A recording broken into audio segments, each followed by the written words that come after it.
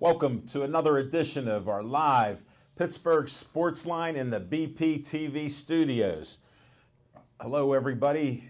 We got a show coming up. Of course, we're talking sports. Thanks for watching us on Comcast 7, only in Bethel Park. Keep running in the Bethel Park residents saying they love the show, so appreciate that. You watch it at all kind of different times. We're also on Verizon 32, seen everywhere in the Pittsburgh area from Nemacolin to Cranberry, Wexford. So thanks for the watching, thanks for the likes. We've been staying steady at that 6,400 likes on Facebook. I think we hit 6,401, Chip, first time this year. Got a little cushion there. Yeah, we got a little cushion to work with, so appreciate that. And we start our show off with What's on Your Mind, and we're going to do that right now. But first I want to talk about our sponsor. We just finished the pizza. Smoking Jim's holding back on the pizza and the hoagie, but it was great. Appreciate the Olive Oils Pizzeria, 412-831-1900. Hillcrest Shopping Center. Go in, stop in, say you want the specials there. See what specials they have. They're always running specials. So thanks for being our sponsor of Pittsburgh Sports Line tonight. And it was delicious. The pizza was made by Tatiana, and the hoagie was cut by Tatiana, so shout out to her and call in to Tatiana tonight. All right. Smoking Jim Frazier, what's on your mind? Thanks, Al Levine, the talking machine. And if you want the green, you got to see Levine. I'm catching like Renfro from Clemson. Yeah, you did, right over the middle. Short passes and everything. Did you have Clemson last night? I sure did. There you go. I sure did, all the way. No way, I've been he on had a roll. Alabama. I've been on a roll lately, man. Get on. But what's on my mind is, first of all, just want to start off talking about my good friend Joey Porter. And I've been calling for him. Why'd you drop your voice down so low? I've been calling for Joey to get fired all year long. And he did. He's not a very good linebacker coach, but I do consider Joey a friend. And what these guys got to realize, Al Levine, the talking machine, and Chip, there's only 32 linebacker jobs in the National Football League. And I think that he's going to wake up one day and realize that he blew a great opportunity. But like I always say, opportunities never lost. It's just passed on to somebody else. If the Pittsburgh Steelers are smart, they will hire Hall of Famer Kevin Greene, who looks like Chip, to be the linebacker coach next year. I think that Kevin Greene... He's got longer hair than Chip. Yeah, and Chip was talking about something, and a guy that Chip and I talked about before anybody brought him up before the draft was Bud Dupree. And I think Kevin Greene can take Bud Dupree's game to a whole nother level. There's a dominant guy on the left side. You don't find that too often, and that's where Kevin played. Also, I don't know if you guys remember Warrick Dunn. Yes. Yeah. Great running back for Florida State, Tampa Bay Buccaneers. But Warrick grew up in a single mother family. Single parent family. And according to Bobby Bowden, that's most black families nowadays. But but his mother, who was a police officer, was murdered. And so when he became a professional football player, he gave back by buying homes to single mothers. And one of the homes of a single parent mother that he bought a home for when the guy was a little kid was Deshaun Watson, the quarterback from Clemson. Wow. 6'2", 220 pounds. And I believe this young man reminds me of Warren Moon. I think he's the next Warren Moon. In high school, he passed for 13,000 yards, rushed for over 4,000 yards, won a state football championship in Georgia.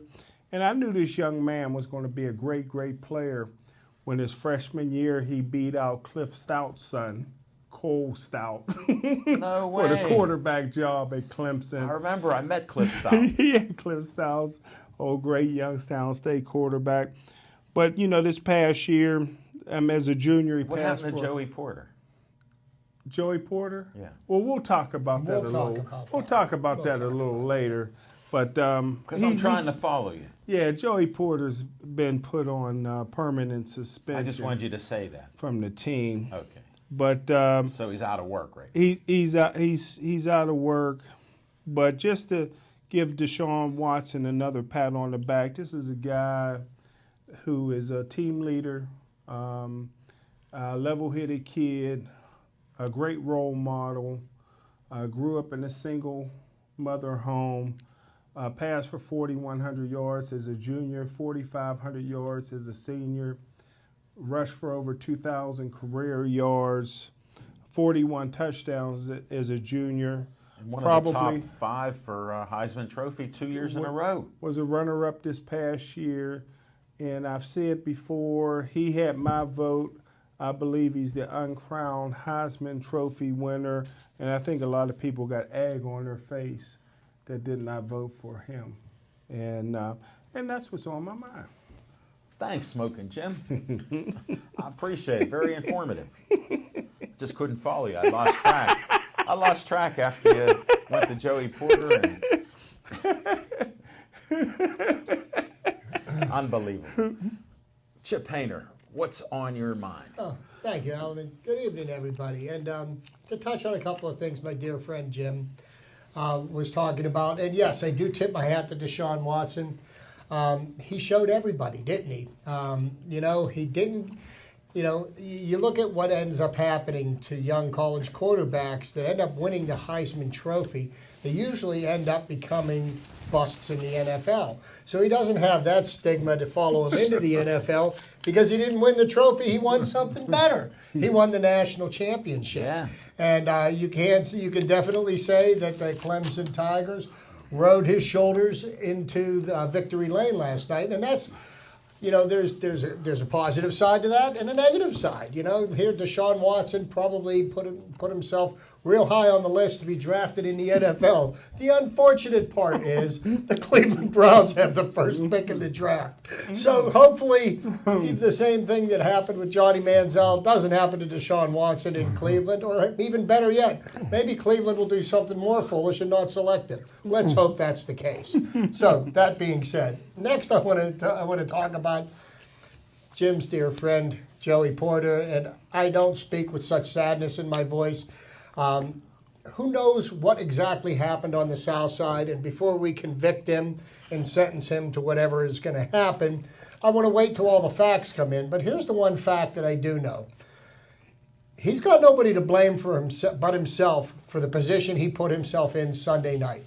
He could have chosen not to be there, and once trouble started, he could have chosen to turn around and walk away. Unfortunately, something happened. The truth will come out at some point or another.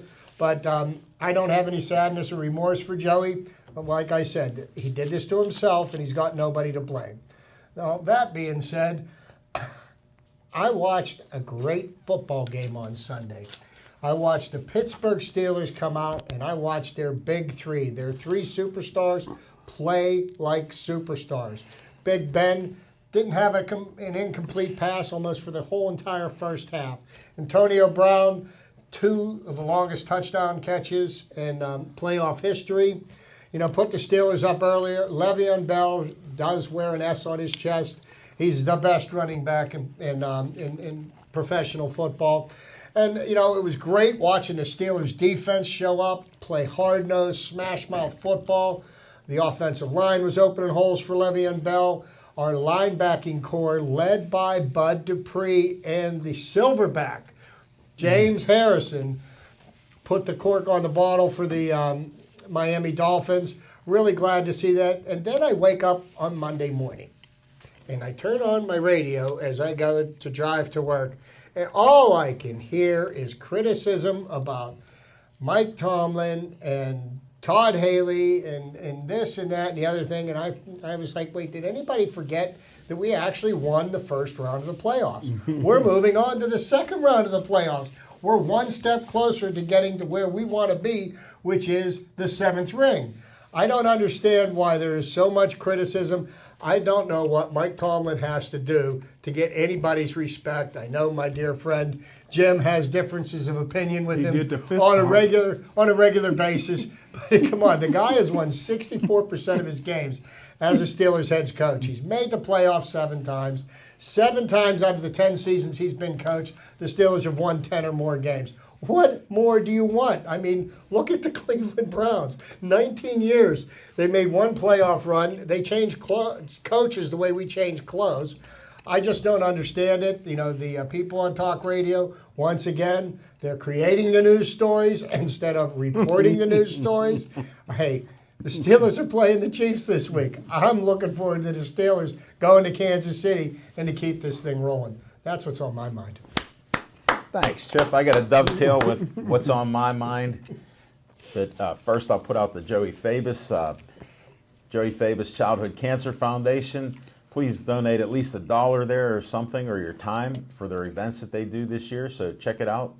Joey Fabus Childhood Cancer Foundation. He died of that dreaded brain cancer, DIPG, and they're sending money to the doctors to try to find a cure for it. So check out that Joey Fabus Childhood Cancer Foundation. Then the other thing I put up every week is BPCF, Bethel Park Community Foundation.org. Check it out. They have money for your groups. If you're doing something in Bethel Park and you need some money for your group to help it go get improvements and move along and do what you do, contact them, get an application online, and there's money out there for you. We can vote for it and have some money for you and your organization in Bethel Park. So check it out, bpcf.org. What's on my mind is I've been predicting the Steelers would run the table. I predicted they'd be, 12-4. I was off, 11-5, but they're still winning. They got the longest winning streak going here. Even doing better than my man Aaron Rodgers in Green Bay, who's running the table up there, which if he's not an MVP, I don't know who is with the way he's playing. 19 touchdown passes, no interceptions.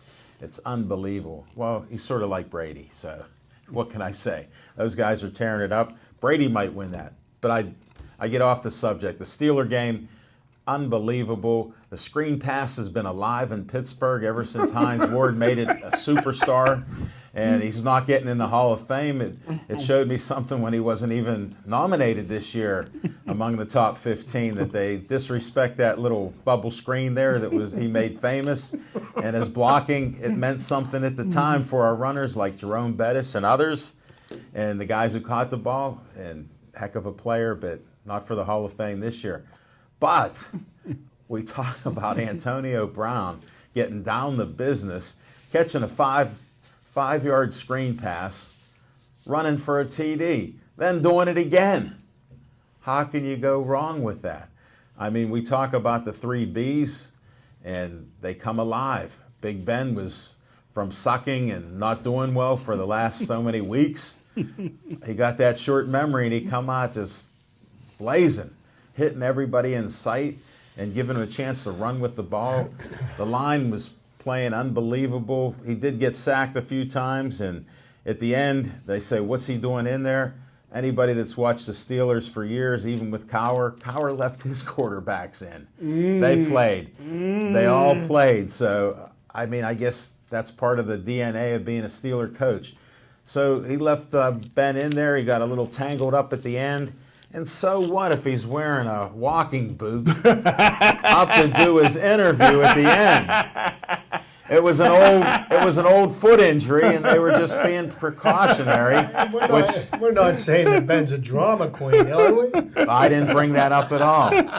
Just like he's a stat man and all these other things. No way. I'm not even getting into that. I like the W's. I predict the W's. They're going to Kansas City to win. Who cares what the weather's going to be? I'm still looking for them running to the table to the Super Bowl. This is their year. They got everything. Health is back. Got players coming back from injuries. Just unbelievable. Dupree blew up Matt Moore like I've never seen. We'll talk about that later on in our Steelers segment, but it was unreal. The one thing I can't stop myself from saying, he was out one play. And we're going to touch on that So as well. I find that unbelievable. I was shaking my head looking for the guys in blue for the protocol. But that's another story. So is Matt Moore. He still hasn't found him. He wasn't looking for him. He was hiding. He was hiding from him. He didn't need to see him. And James Harrison, what more can you say about the fountain of youth that he's found? And he's not doing anything illegal. He's stronger than he was when he was back in 2007, 2008. I mean, he's still getting it done. He's been a starter now the last few games. Look, he got another sack or two. It's just unreal. He's leading by example, which is the perfect thing. Then I saw there was an article about him that they wrote, and it was about him and his respecting his dad and being James Harrison Jr., and it was just a great article that I saw. And that's what pisses him off when they accuse him of things to mess with his name, which is actually his dad's name. So he gets very upset about that. And hey, go ahead and lift another 580 pounds or 600 pounds. Toss that around. I can't wait to see it. Can't wait to see what else he does. I mean, it's just a fantastic run. Who cares whether he plays next year? We got this year to worry about. He got sacking. Strip sacks are what he's known for. Yes, sir. And I'm glad I saw him do it again. So is there any other player in the NFL that has been tested more frequently than James Harrison this year? Not that I know Not of. that I know of, yeah. It's all natural. Somebody Wow. must enjoy holding this cup for him. They don't let you go in by yourself. They let you go. They might be in anymore. with you. Yeah, they're with you. Yeah. Well, that's ever since they got. They, And that's what's on my ever mind. since they They're invented in the with you. Wizinator. They're in with you. All right, we'll go to our other segments. Let's hear some fiction and fact from Smoking Jim's Almanac. Let's do it. Hey, thanks, Al Levine, the talking machine. And my early prediction is that. Of what? I think that just like the New York Giants, players going to Miami on their off day was a distraction. I think How was it a losing- distraction? They didn't even have swim trunks. They had long pants. I think losing Coach Porter is going to be a distraction, and I'm going with Kansas City to beat Pittsburgh very easily. I But got to interrupt you. Yes, There's sir. not going to be a bump in the road. There's no distraction because Joey Porter on the sidelines is usually pretty silent unless he's crawling along there slapping high fives. So there will be no distraction. Jerry O will pick up the slack. Yeah. But he's been so focused on the middle linebackers.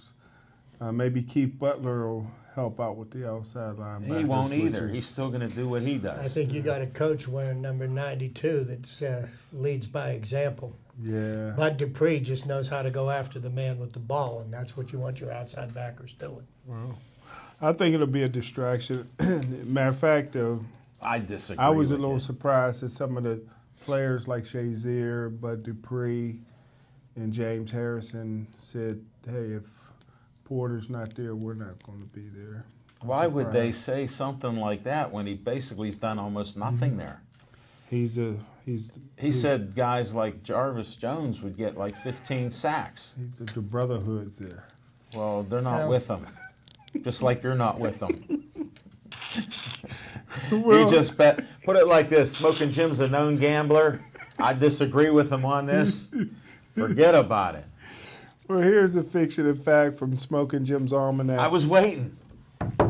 I happened to be down south a few years back and stumbled into a football game. Just happens. What to a be- surprise! This happens to be in Martavius Bryant's hometown in Anderson, South Carolina. And they had this vicious linebacker making tackles all over the field. Jarvis Jones. And I didn't know who he was because they kept saying Bowyer, and all the Bowyers that I know are black. But Ben Bowyer is white, and fell in love with the kid then. He was a beast. Did you see him last night? Watched him play last night, watched him throughout his whole career. Not only is he a leader, not only does he, give it every game, every practice like it's his last, but a highly productive guy.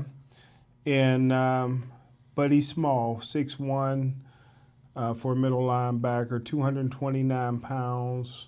May have to face a little reverse discrimination because he's white. But I don't want to make the same mistake that I made. Well, most people missed it on Sam Mills. Sam Mills was a great linebacker who was only 5'9", 232 pounds, but all he did was go to 5 Pro Bowls, and he was a 3-time All-USFL. But my evaluation, probably one of my favorite players in college football of all time, I didn't think he could play in the NFL. And I loved him in college, and I blew my evaluation on him, and I won't blow it. Because of that, I won't blow it again with Ben, was Zach Thomas when he played for Texas Tech. Back then, very little passing in that conference. And if you guys remember how we played in midget football, everybody ran trap or the option. And Zach made every play, but when you make tackles off of the trap or the option, you're reading your keys. And that's a good thing. Nobody runs those kind of options and stuff in the NFL. I didn't think Zach Thomas at 5'11", 242 would be able to do it. Not only did he do it, he was even better pro than he was even in college. One of the all-time greats.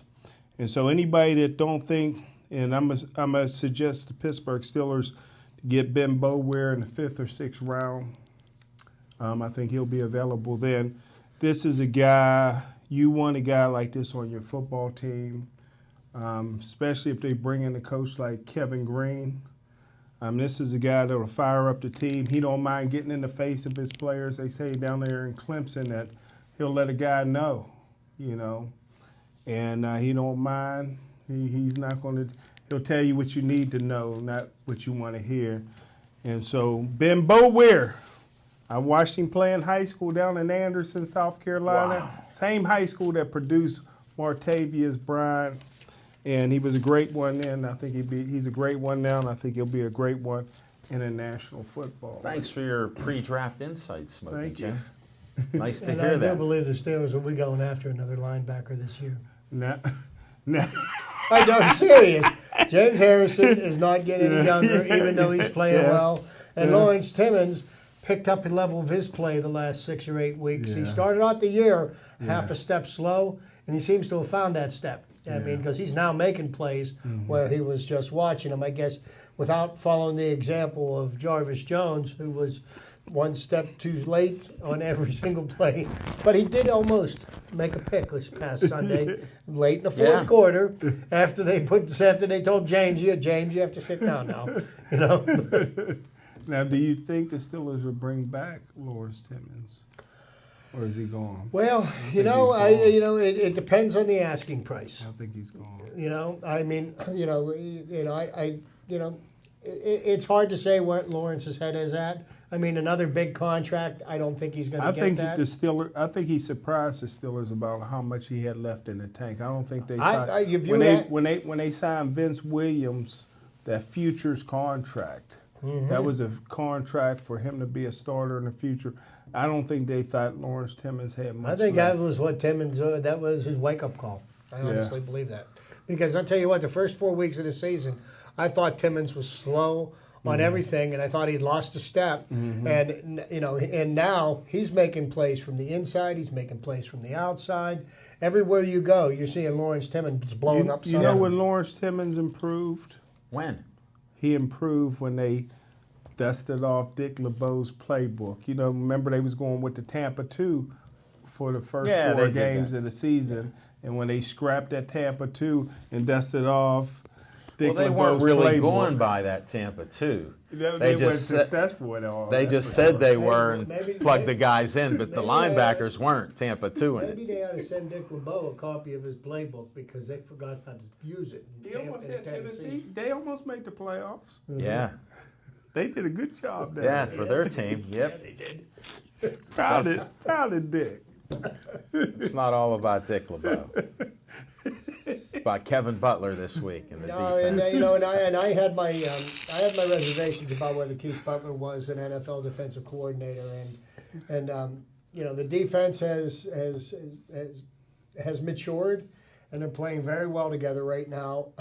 Artie Burns and Sean Davis took a lot of guts. We'll hold that start. Steeler talk a little bit. We got to get Chip's trivia time in now. Okay, let's see the Smoking Chip's Jim got us trivia. fired up with going back to Andersonville, South Carolina? Anderson, South Carolina, yes, sir. I listened to you. Andersonville Good was a barbecue prison in the down there. Civil War. He doesn't know about Okay, that.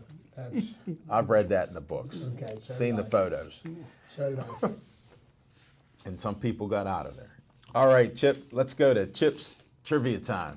What do you got this week? Thank you, Alan. Well, continuation of last week, I was working on NFL playoff trivia. Well, things have changed somewhat. Last week, I said that the teams with the most wins in the NFL playoff history were the Pittsburgh Steelers and the Dallas Cowboys, tied with 34 wins each. Well, that would now be the Steelers with 35 wins and the Cowboys still with 34, which will be the same number they end up with after this week, after Aaron Rodgers takes them out behind the woodshed and beats them up. So now, last week I was talking about a variety of different records.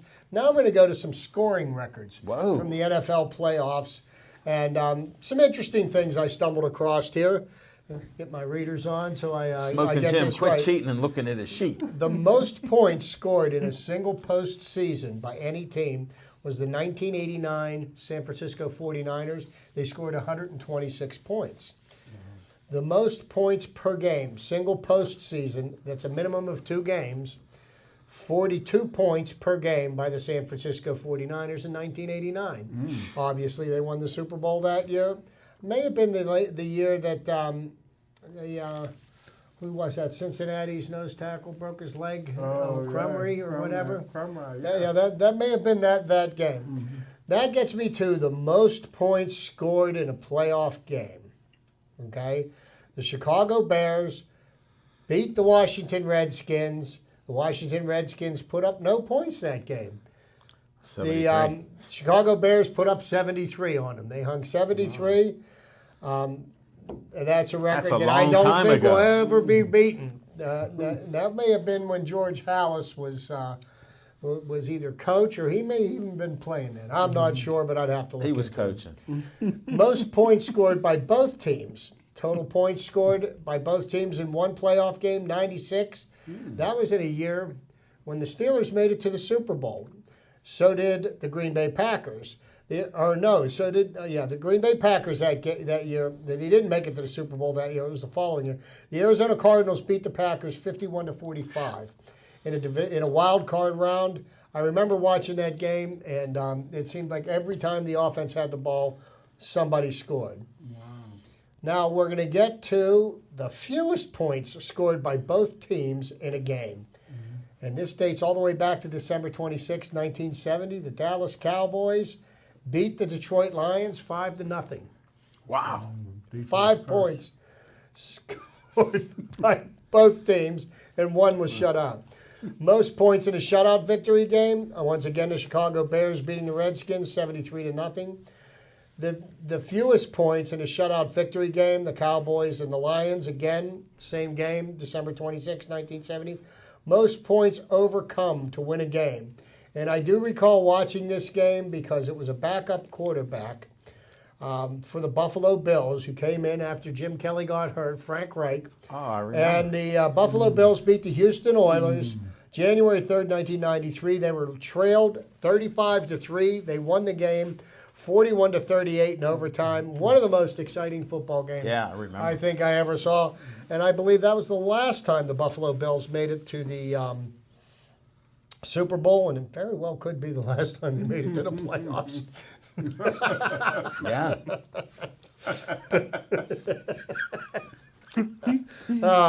Most points scored in the first half. The Buffalo Bills versus the Los Angeles Raiders, January 20th, 1991 in the AFC Championship game. And also the Jacksonville Jaguars versus the Miami Dolphins on January 15th of 2000 in a divisional round game. So 41 points in the first half. I guess they didn't even have to come out and play the second half, No. but you got to watch out. Most points scored in the second half. And once again, we go back to that game played in 1940 by the Chicago Bears and the Washington Redskins. 45 points scored in a half, and that goes for most points in either half, whether it was first or second half. Wow. Most points, both teams in the first half, dates back to January 16th, 2010. The Saints and the Cardinals. The Saints put up 35 points versus the Cardinals 14 points in the divisional round. And that year there was quite a bit of scoring going off in the first rounds of the playoffs. A few more here to go through, and I'll save the rest of it for next week because as the playoffs go on. Most points scored by both teams in the second half. The Packers and the Cardinals on January 10th in the wild card round. Total of 56 points scored. Green Bay scored 35. Arizona 21. Most points by both teams in one half. Again, it's the Packers and the Cardinals. Most points in the first quarter goes back to 1969. Wow. And believe it or not, if that is correct, this would be an AFL record that has been brought into the NFL. The Oakland Raiders beat the Houston Oilers December 21st, 1969. The Raiders, most points in the first quarter were 28. Most points in the third quarter. Now we're splitting hairs here. The Giants and the Bears goes all the way back to 1934. Wow. 27 points. Wow. With all the offense that they've put into the game, the record still stands from 19. Most points in the fourth quarter since the NFL-AFL merger, 26 points, the Eagles and the Saints in 1993. The highest point differential, of course, that was the Bears, that was the Redskins, 73-0. And the highest point differential in a season, minus a minimum of 2 games. And again, we go back to the San Francisco 49ers. They scored 126 points over 3 games. They only gave up 26. Wow. Beautiful. So that's your trivia for this week. Next week, we'll have some more trivia. And Jim Frazier and I, this is unknown to him because this thought just popped into my head, we're going to be evaluating the 15 finalists for the NFL Hall of Fame to see who we believe should be elected into Canton this Super Bowl weekend. And I'm upset that I don't get a vote. There's no way you should. Free lunch at Boucher don't deserve no vote. You shouldn't get a vote. Jeez. Well, he's been, being that, Myron you've only celebrated your 29th birthday, and Eddie B has been covering the Steelers for over 40 years, so you couldn't possibly have the tenure that he does, right? Not even Unless, close. Of course, you were to admit to us how long you've been. Well, I know if I was in that room, Donnie Shell be in, or we wouldn't be getting out that room. Well, they're not even on the list. I pull a Joey. They're not even on the list. Then they get a 5'6" cop that weighs 145 pounds soaking wet.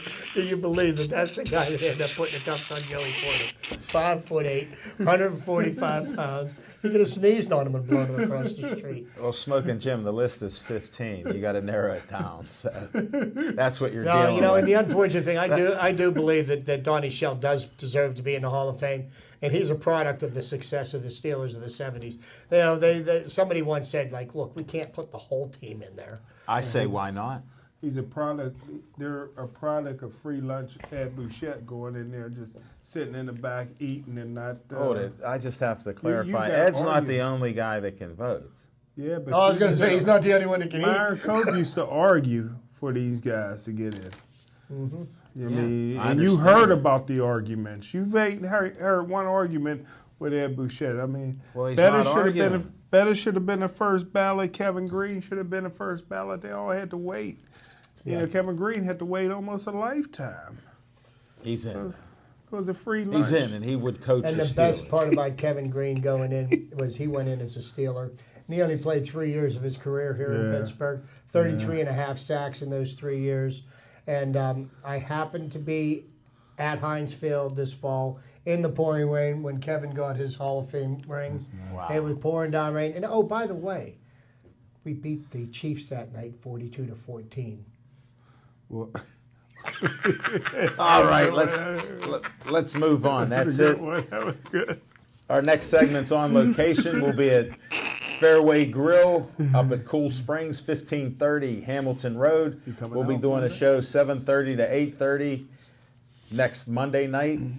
We'll have some of the same guests coming up and maybe a couple extras. The guys that work and are managers at AHN and Cool Springs, facility there, they're going to come out and talk about what they do and explain how you can come out.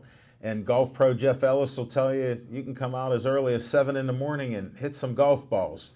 And they got different things you can do and leagues to join, so check it out. Next Monday, 7:30 to 8:30. Smoking Jim can't wait to have that mac and cheese special. Can't wait. So we'll be up there and hope to see you. Come on out. For all you Bethel Park people around and nearby, come on out. It's easy to find. Smoking Jim will show you the way. Just follow him no matter what way he comes. He'll find it. But we'll be there. And I just want to dig in the Pittsburgh Steelers. I mean, what a game. What a performance there. All these naysayers talking about Tomlin and, coaches and leaving Big Ben in and all this other nonsense. We're so spoiled here. We're disappointed. We've had a couple 8-8 years when we weren't trying to be great. And we're 11-5. We're in the playoffs. We're in the second round of the playoffs. Well, how cool was that? Here's the one thing you have to understand. In the last 47 years, the Pittsburgh Steelers have had 3 head football coaches. And you know what else was consistent with all 3 head football coaches? They did nothing but win football games and championships and were criticized every week for whatever decisions they made. If people don't remember, Chuck Noll was criticized often and loudly. Bill Cowher, he got lambasted. He couldn't manage the clock. He got lambasted every week. I think the only person that sang his praises was my dear friend to my left here, Jim Frazier. And Mike Tomlin, he can't do anything right. But, somehow he's one of the best. Go Steelers. You take away. Go Steelers. You take away Bill Belichick, and I'd be hard pressed to find a better coach in the NFL right now. Well, in the last 5 years, they won 2 playoff games. Yeah. Always Mr. Positive here. Always I'm Mr. just But they were Smoking Jim's but Mr. also Positive. in the midst of rebuilding, unlike a lot of franchises, like say for example the San Francisco 49ers, who was 2-14 this year. The worst we did was 8-8. Not a bad deal. Yeah, when you got a franchise quarterback, you should win. And that does make all the difference in the world. I will agree with that. The lack of a franchise quarterback has ended a number of great coaches' coaching careers.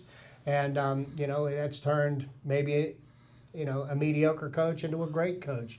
But it is what it is. Thanks for those insights. What's your thought on the Steelers, Smoking Jim, since they're going to lose to Kansas City? What's happening? Kansas City's going to beat them up. What's the score? Kansas City don't really blow anybody out, so I'll say 34-14, somewhere like that. Whoa, you just picked up the opposite score when they got beat like that. It was 42. I know. So, But who was counting? I know he wasn't. I stopped after a while. It was so wet. I mean, this is just a dominant Kansas City team, and going to Arrowhead. I thought the perfect situation for the Steelers would have been for them to play a Miami Dolphin team who had 0 starting defensive backs in their secondary. All of them were hurt. A backup quarterback, and I thought it would be a good idea for them to go in the second round and play Oakland with a backup quarterback. But you're going into Kansas City with Reed, Coach Reed, who's 19-2, coming off of bye weeks. How many championships has he won? He hasn't won a lot of championships, but he's taken his. I know he went to 4 NFC championship games. Lost 3 in of a them. row. And Was he a guest? So he's pretty He was good. a guest. Yeah, he's pretty good at winning this round. He's pretty good at winning this round. But Arrowhead Stadium is tough place to play. I think the Pittsburgh Steelers have a lot of practice squad receivers who's making a ton of mistakes that's being masked. That Tell us about they it. won't be able to. They're running wrong routes. They're in the wrong place. Ben has to hold the ball too long. But that's what you get. I mean, they're inexperienced.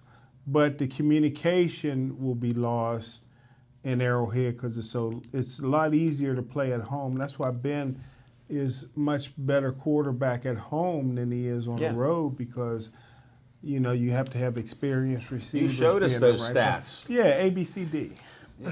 But I forgot about the CD. Here's the point that I look at. I look at the way that the Steelers had shut down the run this past week, and I don't see that Kansas City has a dominant running attack or a running back. And that being said, they're gonna. The only way that they're gonna have any chance at beating the Steelers is to keep the Steelers' offense off the field. And the only way you can do that is by playing ball control. And I see a lot of 3 and outs. I was really impressed with the way the Steelers defense played this past week, especially the linebacking play from the inside backers and the outside backers. I think they played amazingly. Shazier was all over the field making plays. Lawrence Timmons is drinking from that same fountain of youth that James Harrison is. And, this may be his last chance. I think you're going to see a stout Steelers defense that's going to stand up to Kansas City. I don't see them moving the ball up and down the field. And the Steelers looked a lot better this week than they did when they went to overtime against the Browns. Always a negative thought. I'm just saying they did. Always negative here. Well, They look better. You better get some rose-colored sunglasses. You're playing in a meaningless Week 17 game as compared to the second round of the playoffs. The intensity level, you're not comparing apples to apples, Jim. I said they look better. You're like a very good observer. I don't understand the point of that.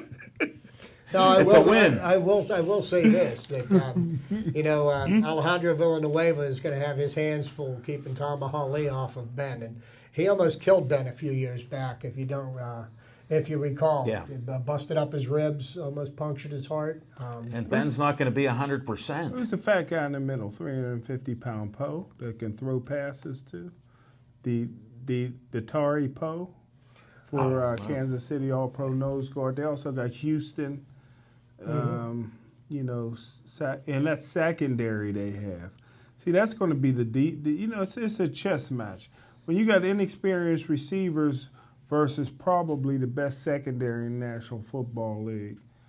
So we aren't going to catch a ball. Well, there may be some balls caught, but it may be interceptions. Throw those little short screens? Yeah, you like can throw 5, some 6 bubbles. yards? You can get some bubbles Can't in we there. hit a few of those? Yeah, you can get some bubbles in there, yeah. I mean, I think that could happen. Yeah, you can get 14. Then they may stretch it. Sometimes I give them 14. Sometimes an experienced backer could miss a tackle. Now you talked me into 17. 34-17. Oh, you think Boswell will kick a field goal? Wow. No, I think it's going to be a great game. And, of course, I'm going to be pulling for the Steelers. If I was a betting man, and I am not, I would be putting my money on the Steelers this weekend for sure. You like the fist pump from Tomlin, huh? I don't even care about that. That fist pump is just like cheerleaders. That don't win football games. Well, you already owe me a dinner you never paid up on. We can go double or nothing. Okay, you want to go? Whoa. All right. You heard it here, folks. Now, I don't believe in betting or gambling. Smoking Jim's a notorious, well-known gambler. He just doubled the bet when Chip was going to get him a lunch or dinner. Now he doubled that bet on the Steelers winning. Yeah. Steelers going to win now. We both feel strongly about our positions, and neither of us will give the other one. Guess who coming to dinner? I tell you what, you find your way to my house, man. I have my wife make you dinner. He has GPS. Just give him the address. He may get there. Mr. Magoo. It may take him a while to get there. What may be a short line or a straight line to get there to where you live. So he may go in a let's take a circle. look at some of the other games. It was interesting. Last year in Wild Card Weekend, all of the road teams won. And this year, all of the home teams won. Kind of. I think there's a fix in sports. But okay, so let's take gambling. let's take a look at. It's fixed. Now, oh, by the way, the NFL MVP this year was Matt Ryan for the Atlanta Falcons. He won. He won the award last week. It was announced actually on our way out of here I texted Jim with the results. Oh, get on out. that. Yeah, so Matt Ryan did beat Tom Brady for the NFL MVP this Wow. year. So Matt Ryan and the high-flying Atlanta Falcons are going to be head up against the Seattle Seahawks, who seem to have found their feet again. And the Seattle Seahawks Yeah. are a force to be reckoned with. Russell Wilson is one of the premier quarterbacks in the NFL. He's healthy again. You know, so we've got Atlanta and Seattle. What are your thoughts on that game? Well, Russell Wilson's new wife is wearing him out. He ain't the same What'd guy. you say when he was injured? He ain't the You same didn't guy. mention his Are you wife. saying He ain't that you the like the same Falcons guy. at home? You didn't mention his wife early in the year when he had a knee injury, an ankle injury. Well, I tell you what, What happened? Atlanta's going to be hard to beat at home, and Seattle looks good, but they don't blow anybody out. They don't have a whole lot of weapons, and They're good at the end of the and games. Russell Wilson is Did you doing see good, the but he's not catch? having Did one of you his see the best. catch Richardson made in the end zone? Oh, that one hand is Well, sweet. Yeah. because his other hand was stuck in Yeah. the face mask of the Raiders player, and the referees, by the way, missed that call. Yeah. Sure, it And, happens this year. Beautiful catch. Yeah, that was a pretty incredible. And Rawls actually woke up and actually was running the ball pretty strongly. But Yeah. again, this was a Lions team that kind of limped into the playoffs themselves. Oh, yeah. They had the division. They had the inside track to win in the division in their last few games. Matt Stafford played the game with a splint on his middle finger on his right hand. But it was amazing though because he couldn't receive the snap in his right hand. He was catching it with his left hand, but he was throwing a pretty tight spiral. I was watching. Well, the he way doesn't put that middle finger on the ball. It's an unusual, like how he throws the ball. They had said that it doesn't really affect his passing. Well, And, Rawls is a good running back, but you can't depend on him to make good No. decisions week after week after he stole that 62-year-old old lady's purse in the casino before the draft. So his decision making is a little off. But in Detroit, beating them, like I said, Bobby Lane in 1958 put Hold a it. 50-year Hey, put the curse The on him. curse. Yeah. Okay, so next we got the Packers going to Dallas, I like Texas the way- Stadium. I like the Packers against the Cowboys because, well, let me just put it this way, everybody. I like anybody that plays the Cowboys. I don't care if it was a high school team playing them. I'd still pick the high school team. But I do think that Really? Aaron You don't Rodgers. like the Cowboys? I've never liked the Cowboys. Wow, even the cheerleaders? Cheerleaders don't win football games. But do you like the cheerleaders? All right, pass this. Son. You're trying to get me in trouble, Jim. But I think Dallas's bubble is going to get burst this week. I think Aaron Rodgers is just on an incredible streak. If you watch the game when the Giants played the Packers in Lambeau, Yeah. Eli Manning was actually pretty much on target. If only his wide receivers could figure out that you're supposed to catch the ball when it hits your hands. I don't know how many drop passes I saw, and while New York was able to move the ball up and down the field in the first quarter, they could only get 2 field goals out of it. And then once Aaron Rodgers got hot, he was just incredible. Well, most of the guys dropping the passes for the Giants were the same ones that was in Miami on their offense. all What do you- win. what do you guys Victor think about Cruz, that? Odell Beckham Jr.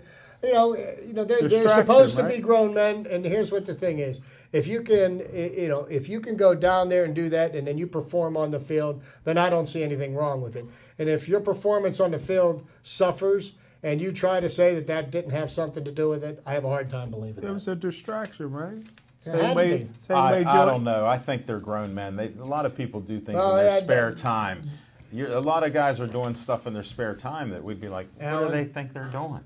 I beg to differ with you because they are on the outside. They're grown men. They act like a bunch of children. Oh, I didn't say they're grown Odell men. either. Beckham put holes in the walls in the locker room at the Packers. They destroyed. just punched one They hole. did. They destroyed the inside of the airplane on their flight back to New York. Really? I didn't Yeah. know So I mean, they don't act like adults. No, So I they- didn't say they're grown Yeah. men, but They say. they're over the age of 18. Yeah. I mean, their decisions are their own. They planned that trip and went there, didn't even have swimming trunks. So to me, they got 2-cent brains. I'll tell When you. you have a 2-cent brain, See, none of it even adds up. See, I'm going to pull a page out of Jim Frazier's book. It's The Curse of Justin Bieber. But I think something like that divides the locker room as a distraction.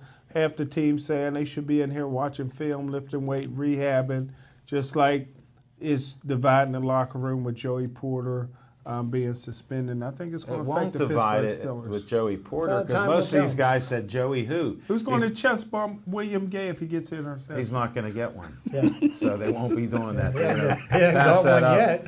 But I just believe they had a poor game. Like they've dropped passes. Odell Beckman's dropped the ball many times. And I will tell whether you. they were at the beach or not, I don't think it even mattered. when it gets Because if we only knew the clubs they're going to, like he discovered Hines Ward was taking everybody to the strip clubs. Yeah, down in Dallas. So we don't know about that type of stuff. That could be more Well, of a you know, distraction. and affects playing you. in that kind of cold, the ball gets harder to catch. It's a little more slippery.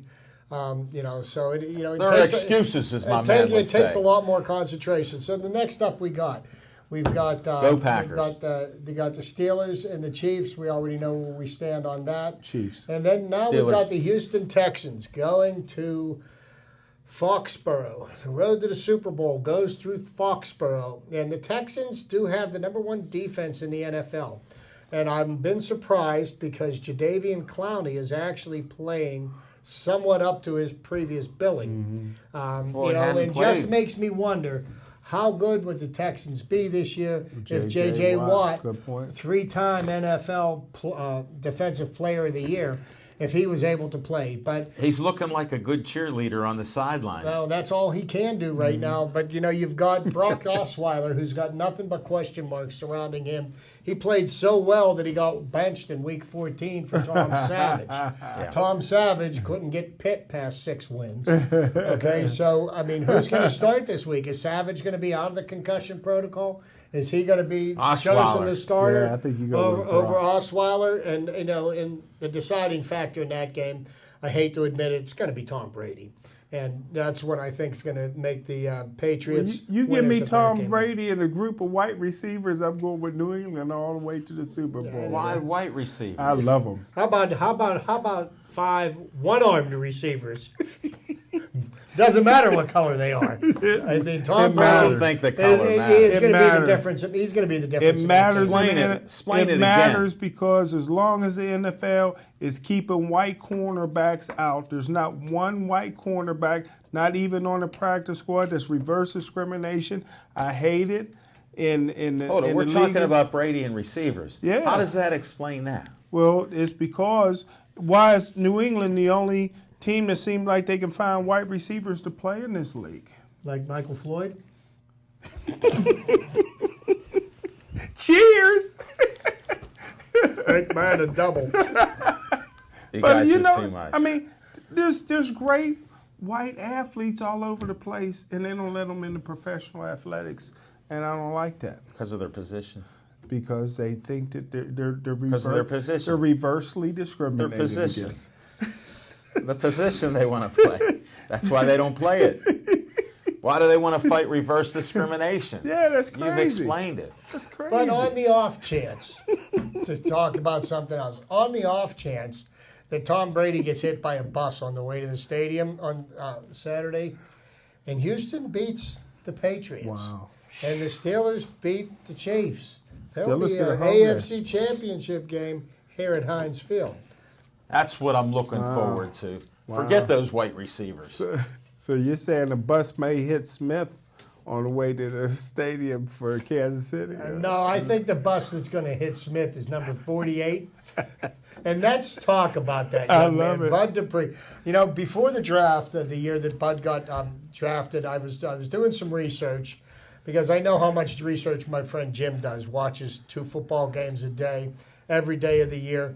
And I ran across some ink about this linebacker out of Kentucky named Bud Dupree and how this one draft analyst said he would be the perfect fit for the Steelers defense. So I asked Jim about him, and Jim got all excited because he said that was the guy that I was. That's gonna, my guy. That's my guy. And I want to tell you something about this young man. I have never seen anybody close on a ball carrier like him. When he hit Matt Moore last weekend, besides the fact that it was a brutal hit, just from the moment, if you watch, from the moment he saw that Moore was running and he made the decision to go, I was less than a tenth of a second, and he ran right through him like he wasn't even there.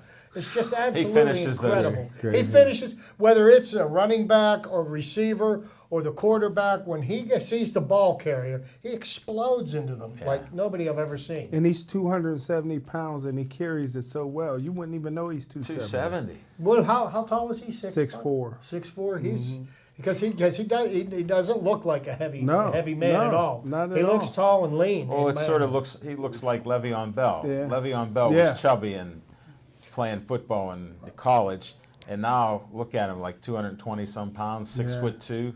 So I mean, he's got power. And So you see Shazier out there before the game, running around with no shirt on the field. Right. Then you see the clowns in New York Giants. All the receivers are running around with their shirts off before the game. Well, Yeah.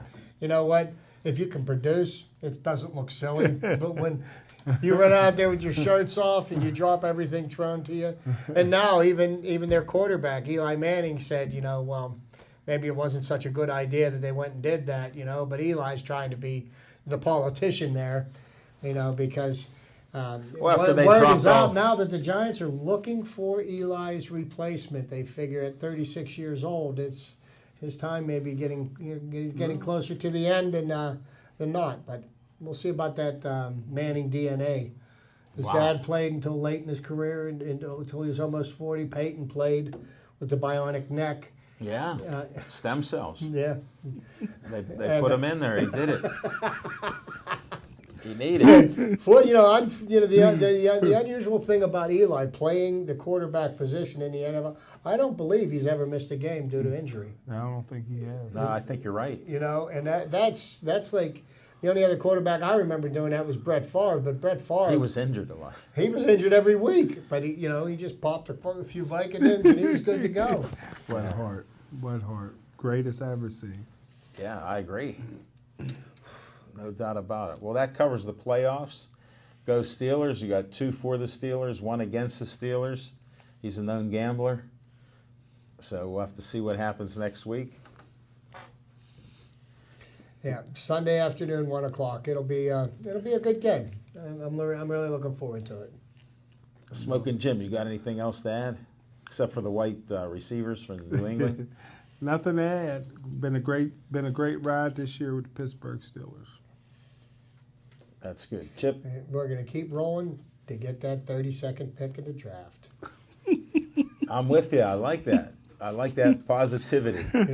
Instead of being like the Browns and shooting for the number 1 pick, do like the Steelers, shoot for number 32. Hey, and we work around it. Try to get something in the 2nd and 3rd round, 4th round. Yeah. That's why we got Smoking Jim in the war room there. He'll get something in the 6th round, That's right. hopefully. Ben Bowier. Well, we heard it first. Another white linebacker. Love it.